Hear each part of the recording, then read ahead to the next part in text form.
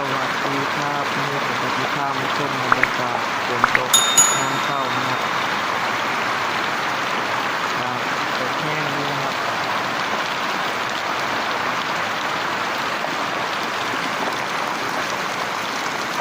น่าวุ่นด้วยเลยนะครับ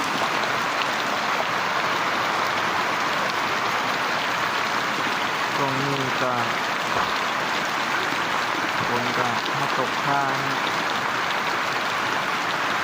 มืออ้อยเป็นเขียวเลยนะครับ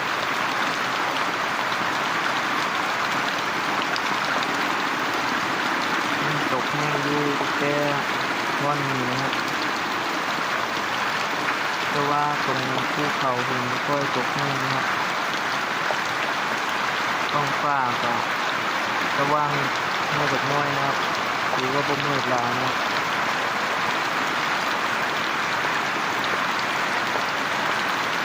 ได้ยินแต่เสียงฝนนะครับฝนตกมากๆใส่อ้อยใส่มันนะครับช่วงนี้สำหรับผู้ใดปลูกกำลังปลูกอ้อยนะครับหลายเจ้าก็น่าสิแล้วนะครับในงานเด็กกำลังปิดนะครับโบโดนงานอ้อยก็ปิดแล้วนะครับช่วงนี้นะครับฝากทุกท่านติดตามช่องมันผมเด้อครับ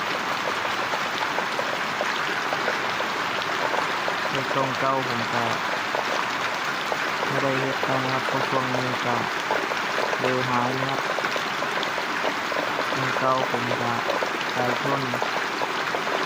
ยืนคอยข้างหน้านะครับครับสำหรับคลิปนี้ก็บ่มีอย่างไรเข้ามาเบิ่งฝนตกลิ่นๆนะครับช่วงนี้ก็แจ้งรายนะครับคลิปนี้ก็ที่เก้าฝาก